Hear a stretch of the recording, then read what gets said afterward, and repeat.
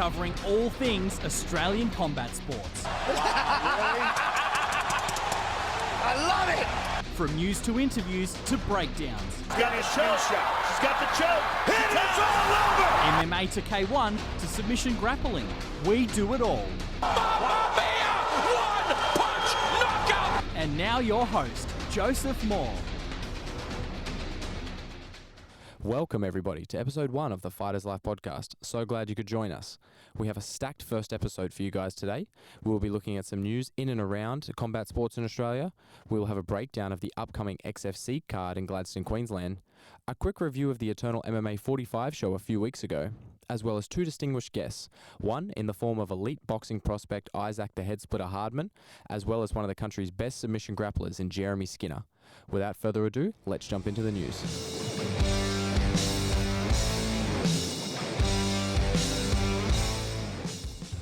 Now, jumping into the news, we have quite a bit of news across many different disciplines. We're going to start with Brazilian Jiu-Jitsu. Absolute St Kilda have been on a tear lately. First, we saw Lockie Giles win his division and secure an invitation to what we know as the Olympics of submission grappling in ADCC. On Polaris, we saw Craig Jones and Jeremy Skinner both securing wins in their respective matches.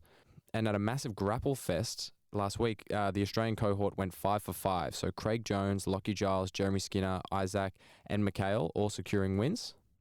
This only secures Absolute MMA St Kilda's place as the top Brazilian Jiu-Jitsu gym in the country. Moving to AGC. AGC are having an event in South Australia on June 16th.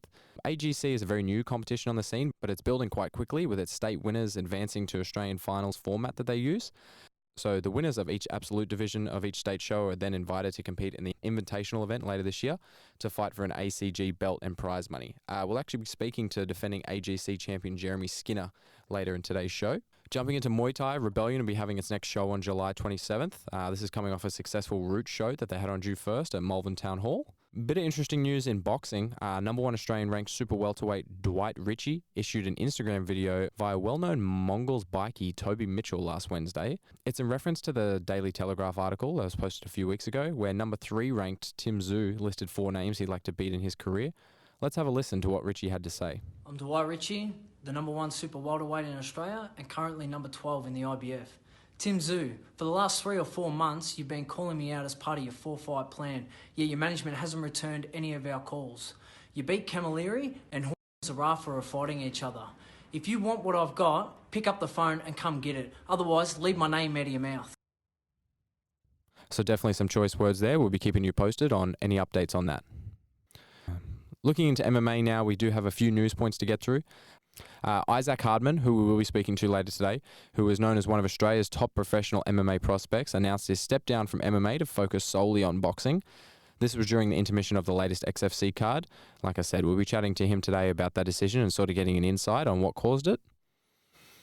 Eternal MMA cancelled their long-awaited Melbourne debut. Scheduled to be hosted at the familiar Melbourne Pavilion, a statement from Chief Operating Officer Cam O'Neill was released on the 21st of May on the Eternal website. Cam says that, quote, cancelling the Melbourne show is due to permit and licence timings, plus administrative and logistical issues, which are completely out of our control and we've been unable to work around. They put on great shows and we'll be speaking about their latest show, Eternal MMA 45, a bit later. Looking at Hex Fight Series, while nothing has been officially announced, it appears they will be having their next show, Hex 19, on July 26, presumably at Melbourne Pavilion. Hex is coming off a wildly entertaining Hex 18 event last month, which showcased easily one of the most stacked fight cards in the promotion's history. Here's hoping they can top that in their next event. XFC's next event will be in Gladstone, Queensland on June 14th. It is the debut of XFC's new brand of shows, the aptly titled XFC Regional Fight Night. We'll be looking at that card later in the show. Finally, Partha Hex will be hosting its 10th event on July 20th. The country's premier amateur-only MMA show has changed venues for this event, upgrading to a larger space in Chadstone, Victoria, after 2 back-to-back sellout shows to begin the year. As the date gets closer and we have some more information about the fight card, we'll be breaking that show down, and we plan on having the main event fighters on the show to speak to them.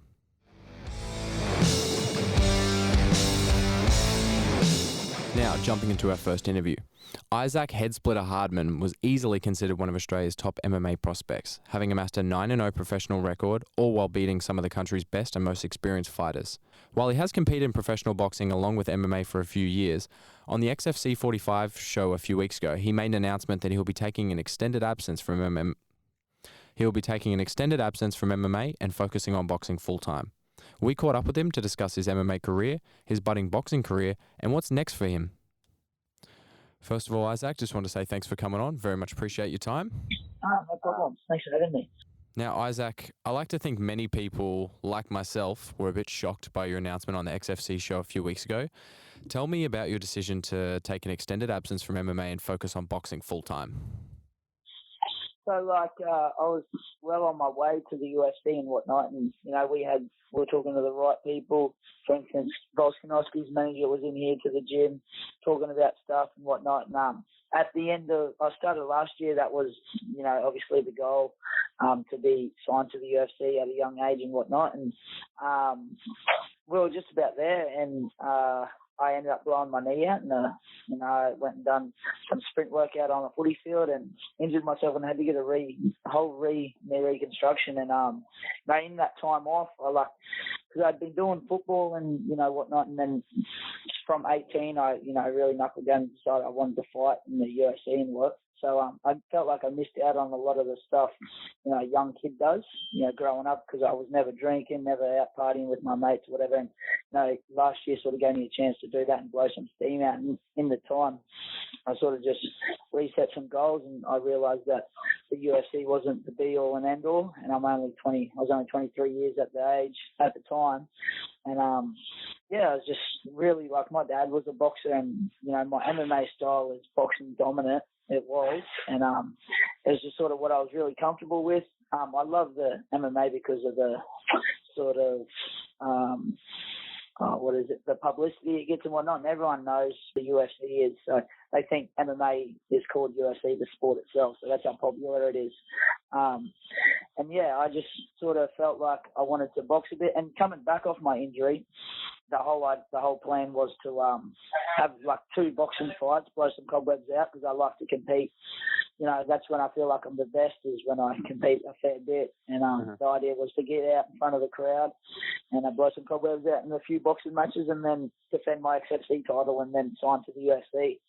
And then I just happened to get a couple of my first boxing matches when I just took them on late notice. A guy named Stuart Duncan sort of matched me up, and he happened to match me up for my comeback fight. And it was against a really good amateur. He had 60+ amateur fights, and he was I think a youth Tongan champion. And there's some stuff going on in the boxing world, and a particular person come in to watch that fight. And I happened to fight really well, and some big opportunities have come from that. And it's for me, it's like doing something I love, which is fighting, but also now I've got to think about it, making a good life out of it, and being able to settle down. Like after it's all done, I don't want to be fighting until I'm 40 years old.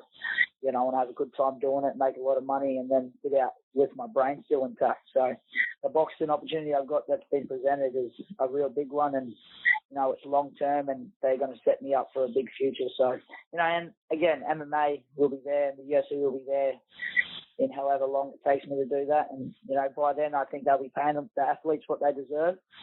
If I want to, I can just step straight over into that and say, give me a fight, because I've got the background to back myself. I'm a 9-0 with 3 Australian titles, and if in 4 or 5 years I say, give me an MMA fight, the UFC will jump at it straight away, I think. Now, Issac, you mentioned that Lepetti fight at the start of this year. So was the opportunity that you received after that fight sort of the straw that broke the camel's back in terms of what pushed you over the edge from, now I'm definitely going to transfer from MMA to boxing full-time? Yeah, we were in talks. Sean Shelby had messaged my coach and asked when I was healthy and when I was ready to go again. That fight, that weekend, they were in Melbourne, Israel, fought Anderson Silva, and I got asked if I was close to weight. And so it was right there. It was at my feet. I could have picked it up and signed with the UFC. So, but I knew the UFC is so cutthroat, so they don't give a fuck whether you've got a good training camp behind you or whatever. They don't care about excuses. So if I was to go in there and get chinned or taken down and wrestle fucks for 3 minutes, 3 rounds, they throw me to the spot and they find the next hot product. So that's just the nature of the sport, I think. And So I decided not to, and the matchmaker at the time sort of advised me not to take the fight because he sort of had realised from me smacking the last two boxes, that I could have something in the boxing ring. And I said to him, hey, listen, I need a fight. I want to fight the best, and I wouldn't be able to face myself if I always just got hand-picked fights. So I took the fight, and then he had spoken with I guess you could call a promoter in the meantime, and said the promoter had asked if there's any hot guys at the moment and if he'd be interested in some of them, and he mentioned my name, so that guy got down to the venue and watched. Obviously, Tim Zhu was on that card as well, so there was a few eyes on him, and then I obviously impressed him, and he liked the way I moved around and sort of the attitude I have towards it and the energy I brought. And he got in touch with the guy that matched me, and then he got in touch with my coach, and we sort of had a meeting from there. And that was the what's that saying, the straw that broke the camel's. Now, Isaac, looking at your boxing career, you burst onto the scene in 2017 with a brilliant TKO against a much more experienced opponent.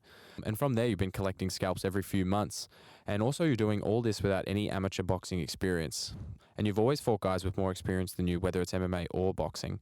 Do you ever feel intimidated coming into these fights against guys with better records?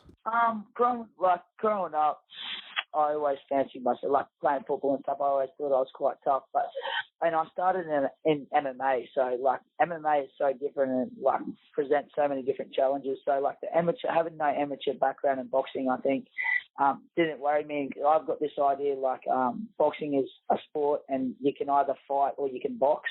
And sometimes you can't teach people how to just sit down to the grind of it and fight. And I feel like I can just fight. And then when you put a good training camp and have good mentors and coaches behind you and sort of refine the skill behind it, a fighter that can box is, or a fighter that can grapple that's a dangerous sort of recipe. So coming into my first two boxing fights, I was not stressed at all because I was so focused on MMA, and it was sort of just a payday for me. And, those first two boxing fights I took on literally a week's notice, and at 79 kilos, which at the time I was fighting in the lightweight division in MMA, which is 70 kilos. So I was well underweight, and for me it was just like to have some fun because I love, the attention on myself when I walk out. I sort of thrive in the bright lights, I feel like.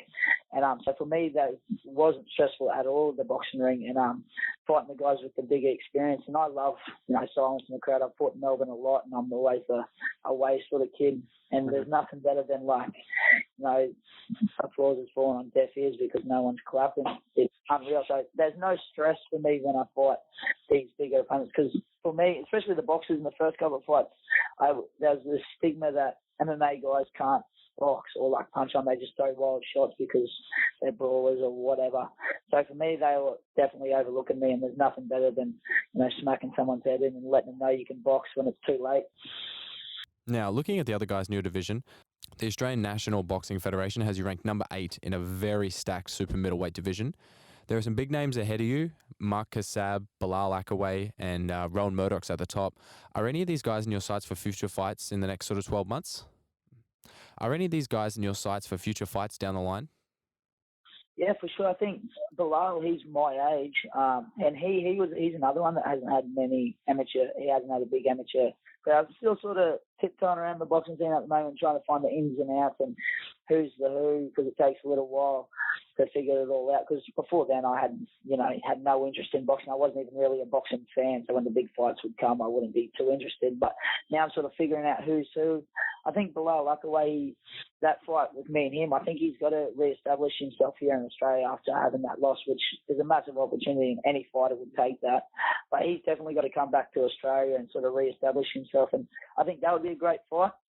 It's still out of my reach for now. I don't think by any means do I deserve to fight Bilal Akaway, someone that just fought for a world title. He's, well more experienced than me. I've only had 4, pro boxing fights. So, but the people in front of me, there's a few people behind me I'd like to fight that have had more fights than me and had big amateur careers and, a bit of a name in the Brisbane scene in Queensland. But I think I could, I would top that chart, that list within the next 2 years, and I feel like all those fights, could definitely happen. It's just there's another thing with combat sports and building records. People want to get to the world ranking without having a tough fight because that's the only way to make money. Because if you lose to the second best in Australia, they're going to, shun you to the side, and no one likes a sort of loss on their record. So obviously guys are always looking to build their record before having the tough fights, and when they get the big money and the world ranking, that's when they have to fight the best, which is fine.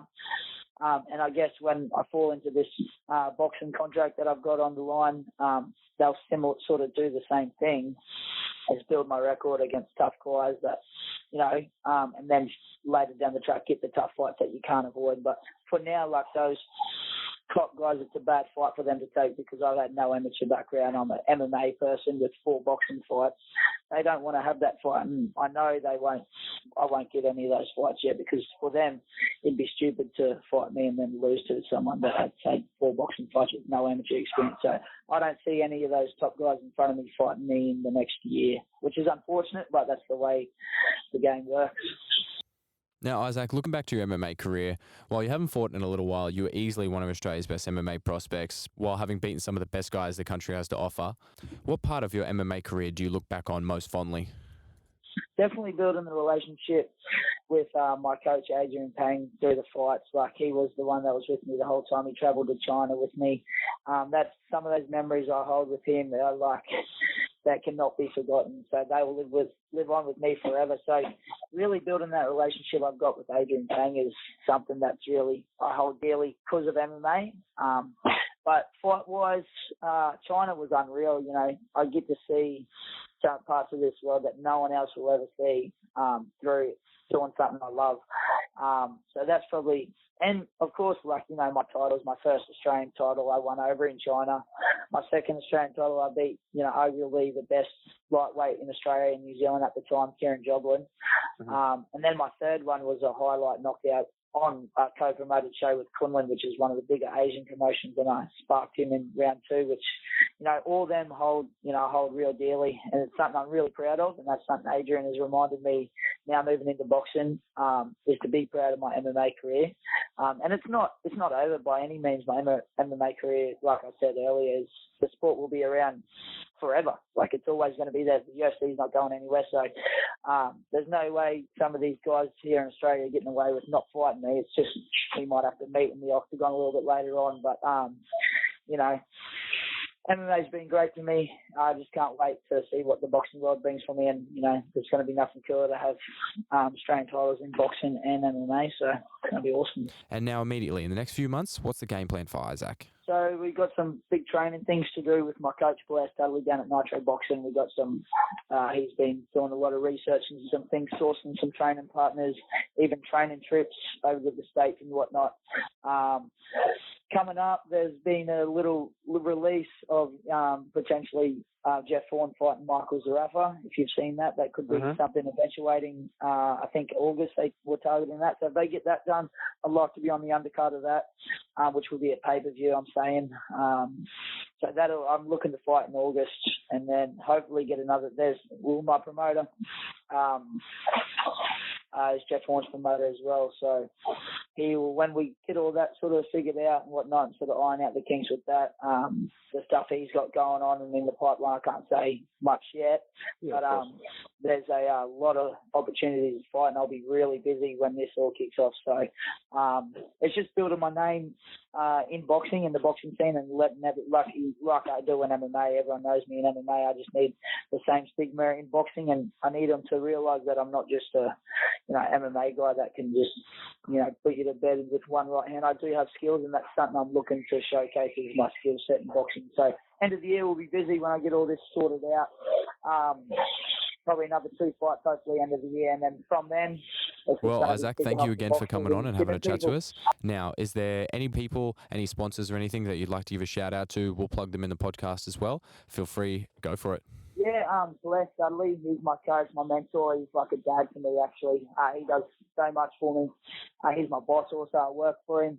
Adrian Pang down at Integrated MMA. Again, he's a massive mentor and a part of my life. Without those 2 blokes, none of this would happen. Dean Lonigan too, he's going to eventually be my promoter. He's got some big things going for me. He's super excited about me as well. And that's about it. Just my gyms, Integrated Nitro Boxing, and everyone that else got away without fighting me. They're lucky. Now, just on top of those shout-outs, Isaac also wanted me to thank Stuart Duncan. He said, it's why he got into boxing, why I've got all the traction in the boxing scene that I have. He showed a lot of interest in me, and he's one of the best in the boxing scene in regards to finding talent. So yeah, there you have it, folks. There's our first interview with Issac Hardman done. Great guest. It was great to get an insight on his decision from transferring to MMA to boxing and what he has coming up in the next few months.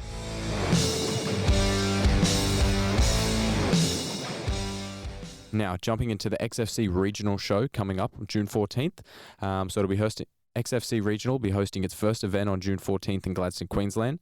While a very small town, especially compared to cities that usually hold these MMA events, Gladstone is no stranger to MMA action.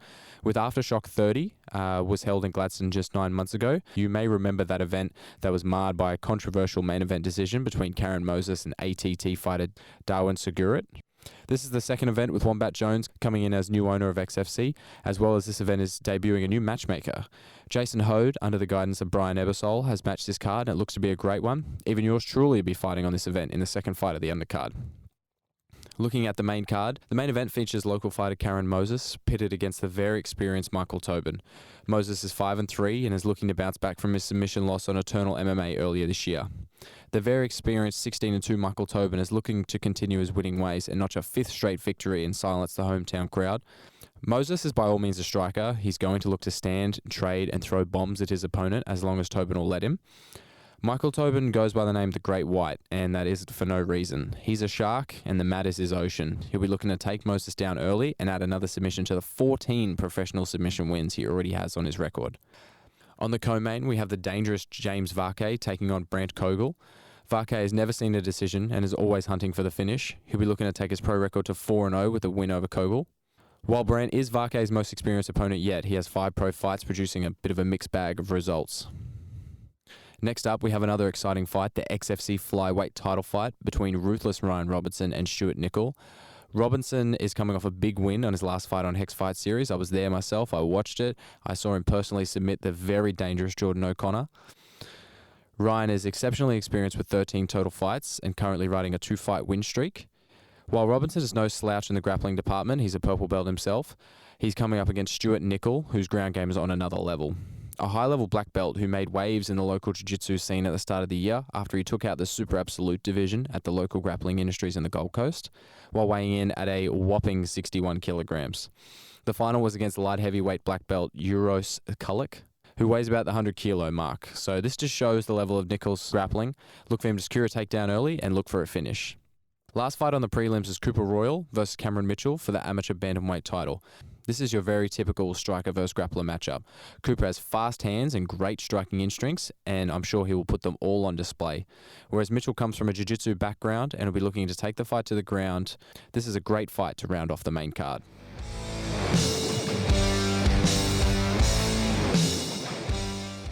So Jeremy Skinner is one of the country's top brown belts. He trains under the almighty Lachlan Giles, coming out of the best jiu-jitsu gym in the country at Absolute.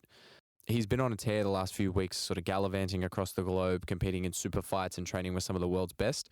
We got him in today to have a chat to him about these last few weeks as well as what he's got going on next. Now, Jeremy, you're one of the country's top brown belts. Before we jump into what's been happening with you lately, because I know you've had a lot going on, I'd like you to take you back to the John Danaher seminar you attended a few years ago. Tell me about that experience and how it sort of shaped your game today. Sure. So, what year was that? I'm just trying to think now. But yeah, that was a couple of years ago. I think about 3 years ago now. And that was in Sydney. So at the time, I was training out of Best and Gracie Jiu-Jitsu in Newcastle. And at the time, like, you know, as a lot of people were, like, leg locks was like the big thing. And when the opportunity came up for a John Danaher seminar nearby, it was about an hour and a half drive away. Yeah, I couldn't miss it. That was at what gym was that at? Anyway, yeah, so that came up, and that was really awesome. At the time, the way my approach to leg locks was, which I think is kind of how a lot of people were approaching leg locks at the time, is just, you know, get to a position and attack a heel, a straight ankle off, or whatever you could from there. But the seminar that John Danaher presented in Sydney was basically how to use different leg entanglements to basically make up for the shortcomings of others. So he showed like a really basic sequence of starting with a single leg X position, what would be considered like standard Ashigurami, which is, like as you presented it as a basic entry position, and then using the reap to be able to expose the heel, and then rolling all the way through to outside ashi for a finishing position. And basically a lot of the concepts you covered in that seminar sort of translated over to the rest of my jiu-jitsu at the time, which is just, to summarize it, is essentially control leading into submission. Now, Jeremy, you're coming off a crazy few weeks, 8 ECC trials in Japan, winning super fights in 2 major organizations, and training with some of the world's best, Roger Gracie, Hasim Rida, Imanari, the list goes on. Tell me about your last few weeks really living that sort of jiu-jitsu lifestyle that a lot of athletes strive for. Yep, sure. So I guess that's kind of a lot of competitors' dream, is to just be able to go from competition to competition and training with the best in the world while you're doing that. So about 3 weeks ago, we, the team at Absolute MMA, we all headed over to Tokyo, Japan, to compete in ADCC trials, which, as everyone says, is basically the premier no-gi event to be able to qualify for ADCC. Unfortunately, the event, only one of us actually qualified, with a lot of us from Absolute MMA, making it to various levels of the competition, but our coach, Lachlan Giles, was the only one that was successful qualifying for the 77 kilo division. I myself made it all the way through to the semi-finals. I ended up losing in the overtime period to a competitor from Kazakhstan, as well as teammates like Mikhail Yahaya. He made it through, I believe, also to the semi-finals, maybe the quarterfinals. We had Dan Schwart make it all the way through to the finals. He lost on points ultimately. Yeah, so during that period, we got to train at a couple of different gyms, which was quite cool. I mainly trained with Imanari at his gym, Tri-H Studio. We also had an opportunity to go train with Hasim Rida at Carpe Diem, which was quite cool. And then shortly after trials, I had about a week in St Kilda, just training with my team before heading over to the UK. And basically, as soon as I landed, I had straight away, I had to go to the Polaris weigh-ins, just sort of chilled for a day, competed at Polaris against Camille Wilk, which was an interesting match. I would probably say, I'd probably describe the match as I was losing it. I probably had, the judge's decision probably would have gone to Camille just based on that first 2.5 minutes until I submitted him with an Aoki lock. And that was, not much to say on the match, I'd say. It was an exciting experience, but just being a short match, there's not much you can really go into on it. And then through the week after that, traveling with Craig Jones, one of my teammates, to a couple of different gyms. We were trying to train with Ross Nichols during the week. Unfortunately, we just weren't able to get sort of our schedules lined up in a way where we could all train together. But we also got to go train with Braulio Estima and also Roger Gracie at their respective gyms. I didn't actually get to train with Roger. I got to watch him roll with Craig, which was that was a sight to see. To put it simply, Roger still got it. But I did get to roll with Braulio, which was quite cool. He just absolutely crushed me at every single opportunity. That was a full fourth roll. And then also watched him rolling with Craig and Mikhail Yahaya. So that was an interesting training session. That was right before the Grapple Fest match, and it was just hoping that I wouldn't get completely destroyed, and ruin my body and my self-confidence before going into that match. Now, looking at your Grapple Fest match, you managed to get the decision win over Renzo Gracie black belt Frank Rosenthal. You said yourself earlier that you do take a fair bit of inspiration from John Danaher and his systems. What was it like to get the win over one of his black belts? Yeah, sure. So coming up learning leg locks, obviously you're trying to study as you're approaching any new topic in jiu-jitsu, I guess, is you want to look at the best in that sort of field. So coming up learning leg locks, I spent a lot of time studying a lot of John's students, Eddie Cummings, Gordon Ryan, Gary Tonin, Nicky Ryan as well, all those guys, and including Frank. Actually, I'd spent a lot of time actually studying Frank's matches even before I got this match presented to me. I'd been studying Frank's matches maybe for about 2 years before then. And so it's good that I can go into that match against Frank and just basically know that like I'm taking my jiu-jitsu in the correct direction. I'm happy to say that, you know, I went into that match, and for a long time I spent a lot of time studying what those guys do with leg locks, but also training with Lachlan and Craig, working on our own sort of approach to leg locks as well. Like in that match, I played a lot more outside positioning, which is kind of like stereotypically like a faux pas in leg locks, I guess. Generally want to be focusing on inside positioning, but fighting against Frank, who's quite short-limbed relative to me, it's going to be harder to sort of control a lot of the inside position. So I went into that match focusing on a lot of outside positioning leading into leg locks. So that match kind of was an affirmation that I'm taking my jiu-jitsu in the right direction, at least in regards to leg locks. Your match on Polaris, which is one of the top grappling stages in the world, you did get the win. Now, on Instagram, I saw you mentioned something about a finish nobody saw. Tell me a bit about that. Sure. So with the Polaris match, it was the finish against Camille was an interesting one. So there's kind of two layers to it that sort of added a bit of obscurity to the finish. So first of all, the cameras just straight up didn't catch what the finish was. I think the camera angle was actually Camille's back at the time. So, and also most of the audience was also sort of sitting over in that direction. And it probably led to maybe a more sort of climactic finish in the sense that Camille was attacking my legs at the time. Basically, he'd rolled through for a toe, like a sort of rogue toe hold attempt. And as I was coming up to take his back, he managed to reduce the exposure on his back and go back to his leg entanglement. And as he got there, there's a counter leg lock that we use. It's a variation on a more standard foot lock. We call it an Aoki. And basically, so I used it to counter Camille's leg position. And basically what it is, it looks very similar to a straight foot lock. Instead of having Camille's heel underneath my armpit, instead I'll go elbow deep on it, bringing his heel in front of my chest. And what it does is it creates a foot lock looking submission that instead of attacking his foot, it actually attacks his knee. And because it came from, the combination of the bad camera angle, as well as the fact that Camille was in like the more dominant position, it kind of led to a bit of an anticlimactic finish where everyone was kind of like, oh, was that it? Craig Jones, now sort of one of the most polarizing figures in jiu-jitsu, burst on the scene a few years ago with his win over Leandro Lo. I wanted to get your opinion on how much that having Craig Jones come from your gym has affected you and your teammates' opportunities for these super fights and training opportunities that you might not have had without him. Yeah, absolutely. It's the kind of not paying enough credit to Craig if I said his impact in the jiu-jitsu world hasn't sort of affected a lot of us, particularly from Absolute MMA. It basically gave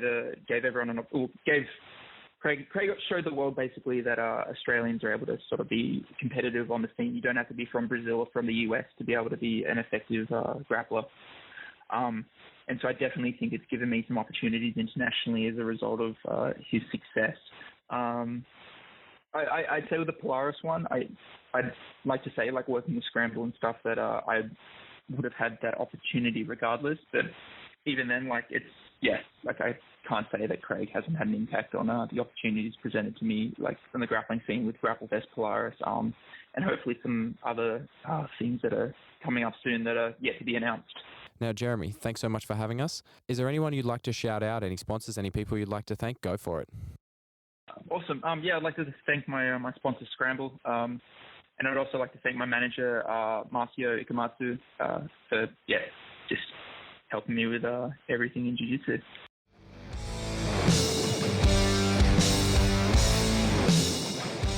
Now, we're going to be looking at the Eternal MMA 45 show that was on the 25th of May last month at Southport in Queensland. Wow, what a fantastic show. I watched the live stream. They had a great bunch of amateur fights prior to that. A lot of finishes, but a lot of high-quality young fighters to see. But the pro fights is where they really delivered. Starting off with Dave Martinez and Brenton Mumford, the main event. Brenton Mumford is a namestay on Eternal and a namestay in Australian MMA. He's fought the biggest names on the biggest shows. He was coming up against David Martinez. David Martinez, who me and him actually come from the same hometown, Bundaberg. He's been taking short notice fights fights against more experienced opponents. He's just keen to get in and fight anybody, anytime. Now he's the eternal lightweight champ because of it. This kid has a big future. He's going to go far, especially if he keeps improving from fight to fight like he has been. The fight before, Steve Herzog fought Tim Quittrell-Moore, another example of the less experienced fighter getting the win. Steve Herzog only had 4 fights coming into this compared to the 16, I believe, that Tim Moore had. It was a good fight. Herzog really wore him down, and towards the end of the 3rd round, he got the arm triangle finish. Next up was Kevin Jousset versus James O'Brien. Kevin Jousset, a Melbourne native, training out of Absolute in St Kilda. He's a judo black belt, very accomplished grappler. He's very big for his weight division, and his striking is improving from fight to fight. I saw him fight amateur on the Path to Hex show, as well as his last amateur fight, which I believe was also on Eternal. This guy means business. Don't be surprised if you see him in the UFC down the track. And definitely the fight of the night was the first pro fight, Chelsea Hackett and Mel Zaman. Now, Chelsea Hackett is a WMC, WBC Muay Thai champion and an IFMA world champion. She got 16 Muay Thai wins, so definitely her striking is on another level. Mel Zaman was obviously coming out looking to wrestle. In the first round, Mel definitely won the first round with her takedowns and her ground control. So what would have been a 10-9 actually resulted in a 10-8 as Chelsea got a point deducted for grabbing the fence. Chelsea came out and then won the next 2 rounds, 10-9, 10-9, but that did result in a draw because of the 10-8 in the first round. But still, what an absolute cracker of a fight. Easily the fight of the night. Easily one of the better fights I've seen in the last few months. Man or woman. Very excited to see both these girls get back in the cage soon. I'm sure Chelsea Hackett will be straight back into camp looking to get her first W in MMA, and Mel Zaman will be looking to fight again, and I look forward to seeing it.